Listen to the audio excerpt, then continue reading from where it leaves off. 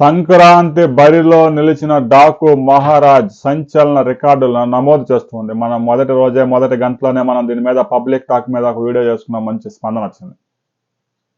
సంక్రాంతికి వచ్చిన అన్ని సినిమాల్లో కల్లా డాకు మహారాజ్ ద బెస్ట్. ఇక వసూళ్ల పరంగా చూసుకుంటే ఫస్ట్ రోజే 56 కోట్ల గ్రాస్ సాధించింది. రెండో రోజు 45 కోట్లు, మూడో రోజు 55 కోట్లు, ఇప్పటికే 150 కోట్లు దాటిపోయింది 3 రోజుల్లో. రాబోయే వారం రోజుల్లోనే డాకు మహారాజ్ 300 కోట్ల మార్కెట్ని చేరుకోబోతా ఉంది. 150 కోట్లు కనుక దాటితే ఇక బ్రేక్ ఈవెన్ అయినట్టే, ఆ పైన వచ్చేయన్ని లాభాలే అని సంస్థ కూడా ప్రకటించింది.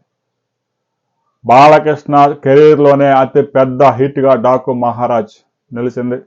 సంక్రాంతికి వచ్చిన అన్ని సినిమాలు దాదాపుగా పెద్దగా ఆడకపోవడంతో డాకు మహారాజ్ కూడా మరింత కలిసి వచ్చింది. రాబోయే రోజుల్లో డాకు మహారాజ్ మరి కొన్ని రోజులు ఇదే దూకుడుతో ముందుకు వెళ్ళే అవకాశం ఉంది. సంక్రాంతి 3లో నుంచి ఇంకా జనాలు బయటికి రావడానికి ఇంకా 3 రోజులు పట్టే అవకాశం ఉంది. కాబట్టి రాబోయే రోజుల్లో 300 కోట్ల మార్కును దాటగానే మరో వీడియోలో మరిన్ని వివరాలతో మీ ముందుకు వస్తాం.